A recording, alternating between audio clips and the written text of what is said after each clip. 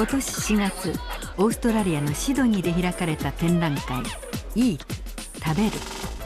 人気の中心は真島良一さんの作品「ヌードルガールヌードルボーイ」でした。テレビを見ながら、お風呂に入りながらラーメンを食べる。これぞ極楽の気分。思わず笑ってしまいます。オーストラリアの人々もちょっとびっくりという表情。でも笑った後で現代日本が皮肉な形でちらりと見えてくるようです。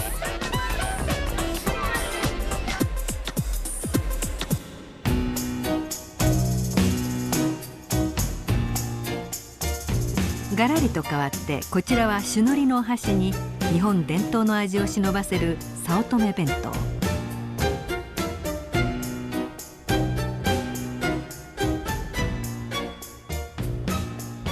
真っ白なご飯に添えられたおかずの部分は水を張った棚田。早乙女が田植えをしている最中です。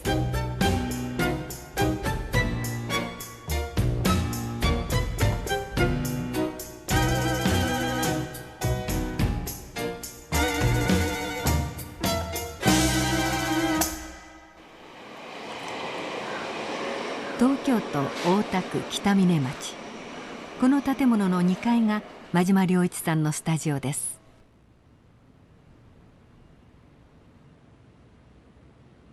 工房というより町工場のようなこのスタジオで、真島さんは早乙女弁当に似た大きなお弁当の制作中でした。やっぱりこれは真島良一さん、東京生まれ東京育ち、年齢は秘密。アーティストに年齢は無関係だというのが真島さんの考えです。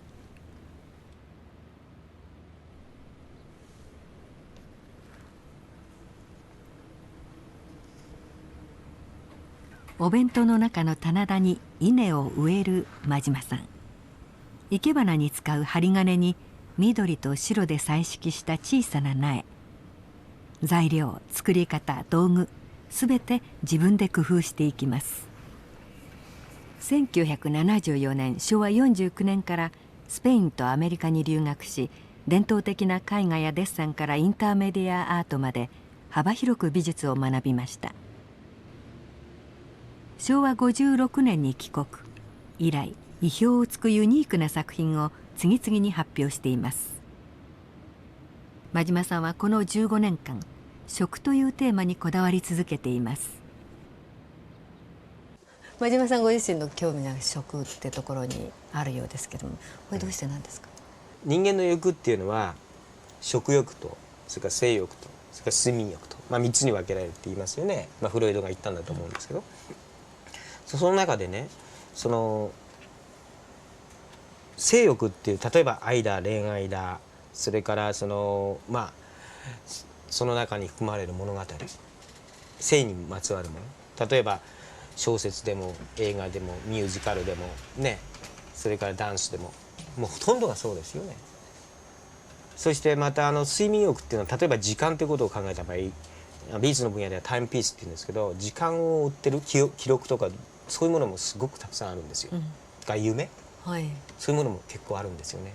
ところが食欲っていうその欲望が人間は当然あるわけで、生きてる限りは食べてるわけですよ。すごくもう人間にとって根本的本能的な欲望なわけでしょ。だけど食欲を題材にした、また食を題材にしたミュージカルとか、それから小説とか、それからダンスとか、そういうものっていうのはもちろんあるんですよ。だけどそんなに多くない。じゃあ美術で考えたらどうか。これはね、もう画期的に少ないんですよ。じゃあ食っていうのは人間にとって一体何なんだと。で、根本的なものだから、本能的なものだから、当然何か人間らしい何かがあるわけじゃないですか。もちろん食欲にも。その時にやってる作家っていうのは非常に少ないんですね。で、表現するのが難しいんですよ。っていうのはあまりに日常的で、僕ら朝食べて昼食べて夜食べるってごく自然に食べるじゃんって、お腹減ったって、あまりに日常的なんですよ。だからそれをどうやってドラマティックに見せるか、どうやってそれを人間にとって食って何だって分からせるように見せるかっていうのは、映画とか小説みたいにこう説明的にある程度終える時間を終えるものだったら割り方言えるんですよ。とかこうやって作品一つで出す、ポンと一つ出した時にいろんな人がいろんな考えを持つような作品を食というテーマで出すっていうのは難しいんです案外。やってみると前例がもしあったら、ある程度それを参考にしてできるんですけど、ないから結構ハマってるっていうか、まあそこが面白いところでもあるんでしょうけどね、ご自分にとって。すごく面白い。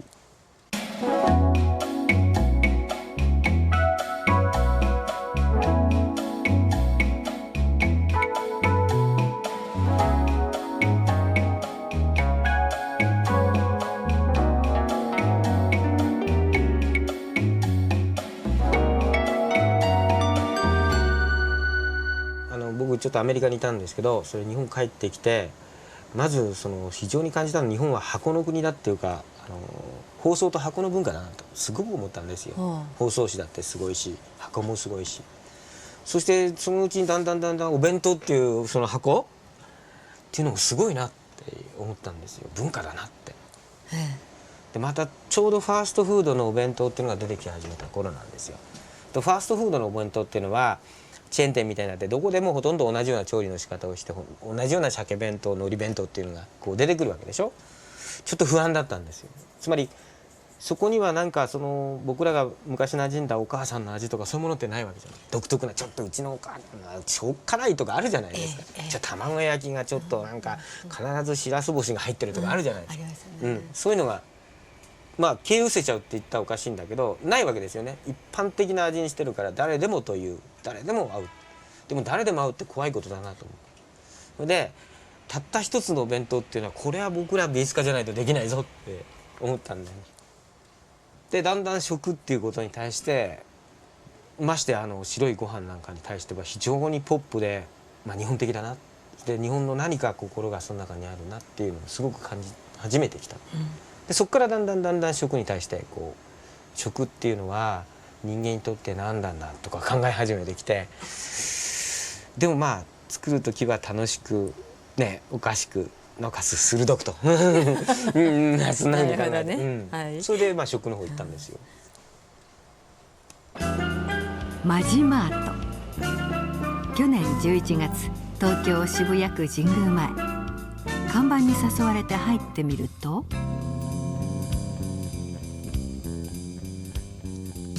商品の棚にはお弁当や雑貨が並び、コンビニそっくりの店内ですが、実はこれはアーティスト真島良一さんの展覧会なのです。テーマソングが流れるアートのコンビニです。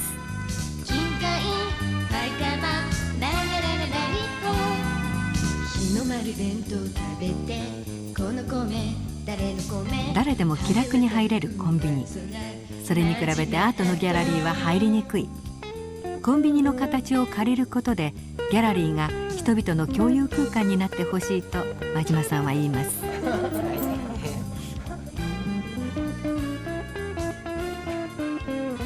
美術展の図録とは一味違う通信販売風カタログ。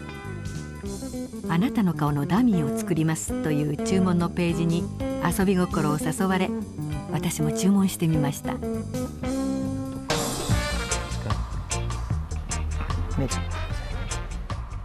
まず顔の型取り。歯医者さんの使う型取り剤を顔に塗っていきます。でしょう。これあれですか、パックですか。スーッとなんか、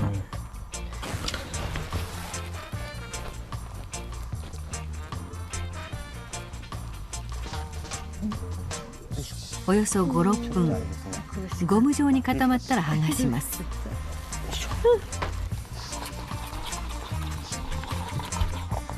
この型に発泡ウレタンの溶液を流し込んで、すぐマネキンヘッドを押し付けます。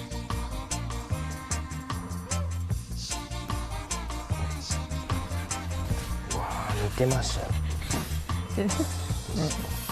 似てますよね。目つぶってみてください。似てます。カッターで顔の形を整えた後、ヘアメーカーで髪の毛を作っていきます。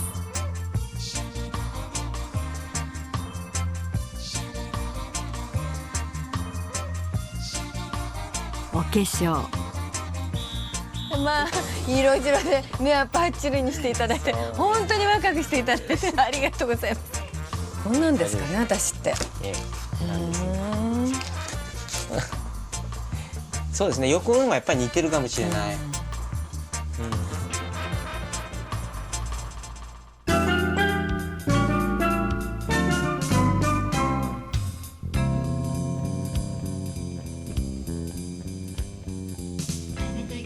真島さんの作品は時に私たちをギョッとさせます。本物の商品そっくりにパックされたミートパイ、女性の裸が商品になる社会を皮肉ったものです。しかし非難轟々、10年以上展覧会にも出せなかったといいます。日の丸弁当食べて、この米誰の米、晴れ渡る空真島と頭上に吊り下げられている肉ボールを眺めているだけで痩せます。飢えに苦しむ人々が大勢いる世界でお金を出してまで痩せようとするこの矛盾。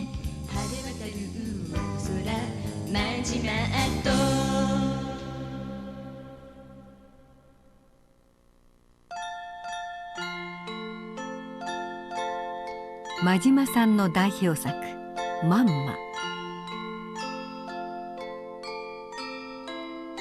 巨大なベビーサークルのような囲いの中には長いベッド、メリーゴーランドが回り、ミルクの匂いが漂ってきます。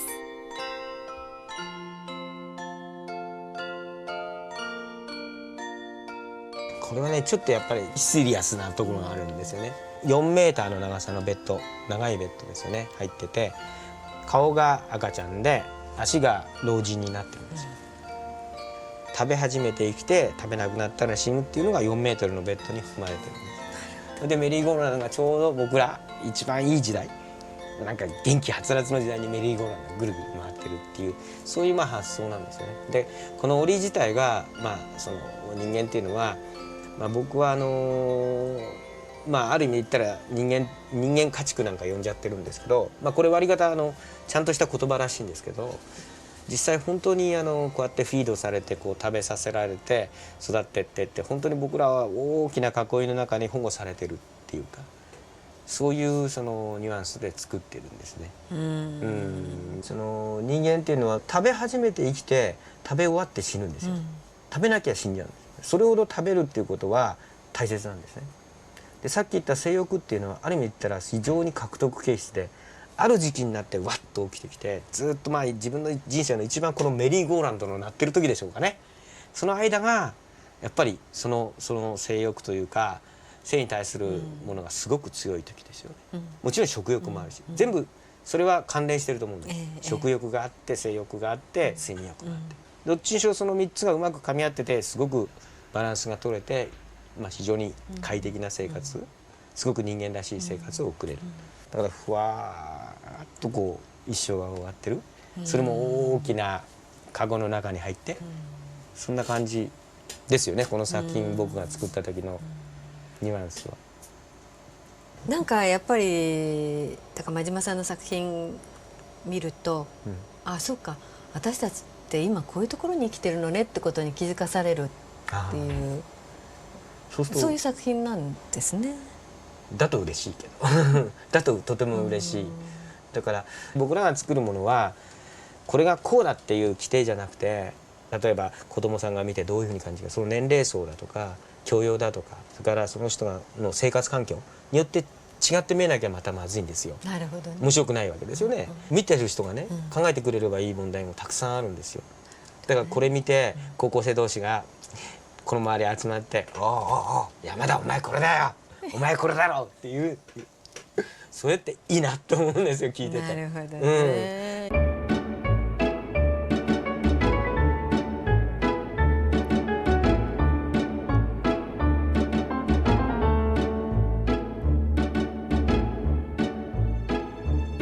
人間は自分たちの食欲を満たすために他の動物をコントロールします。でも普段人に飼いならされてきたはずのこのブロイラーの堂々たる姿はどうでしょう。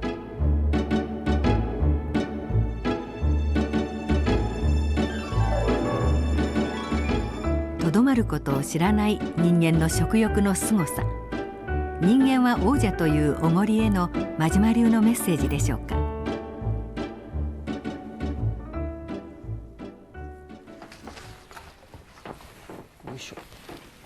馬島さんのスタジオ、制作が進められています。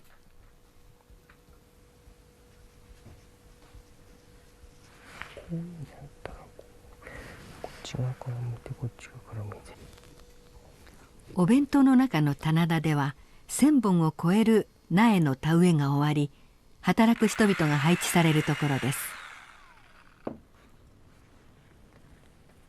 太った人、痩せた人、働いている人、怠けている人、傘の模様もさまざま。馬島さんの作品は入念な仕上げで知られています。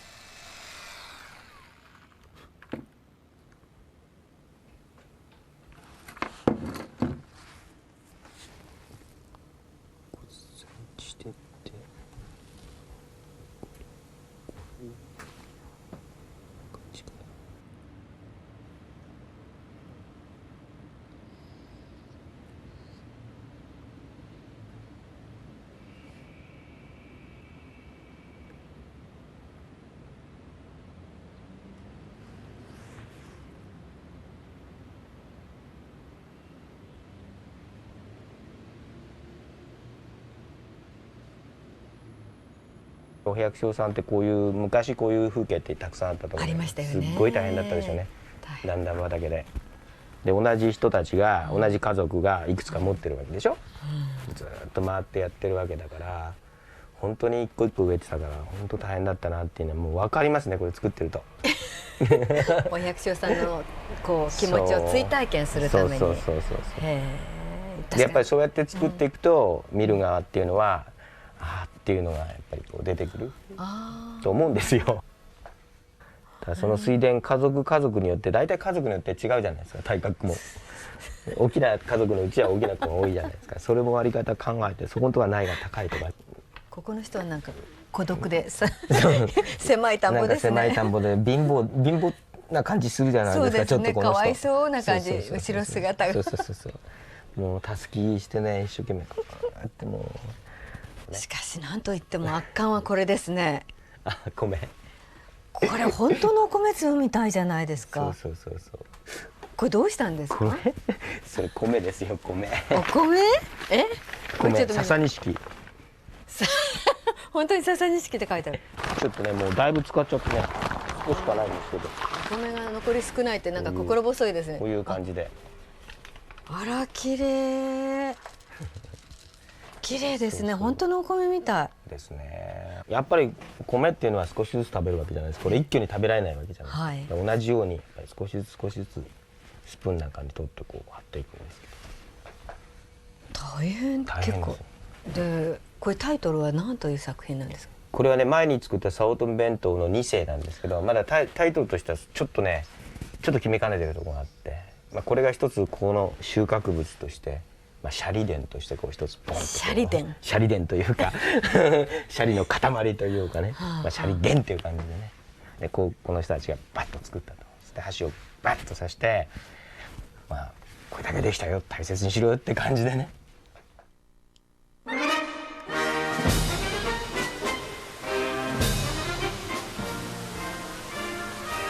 水戸芸術館の大きな噴水のある池には子どもたちの歓声があふれていました。ボートカーカーズ、美術館の所蔵品で時々この池で公開されています。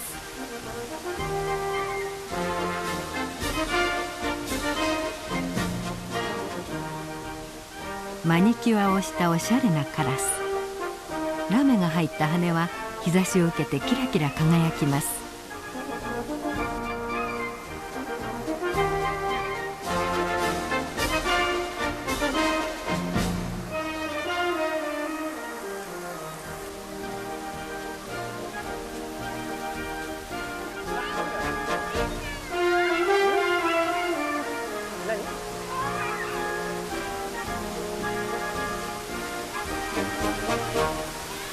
これはいわゆるボートピープルっていうのがいますよね。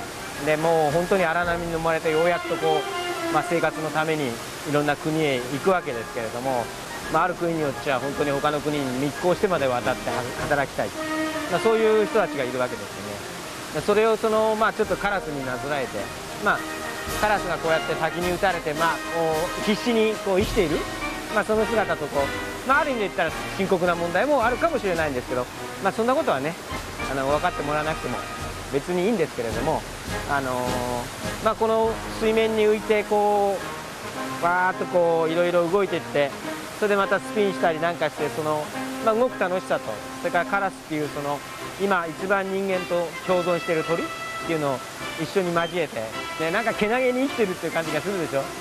やっぱり人間っていうのはなんかこうけなげにこう打たれながら生きてるっていうのはすごく感動的じゃないですか。それをカラスに例えて、僕は入れたんですけれども、カラスが黒きは当たり前に思っちゃうけれども、赤きはなんか感じるじゃないですか。なんでだろうっていう、これはどういう意味があるんだというふうに思ってもらって、それで初めて作品として成就するような、そんな気がするんですよ。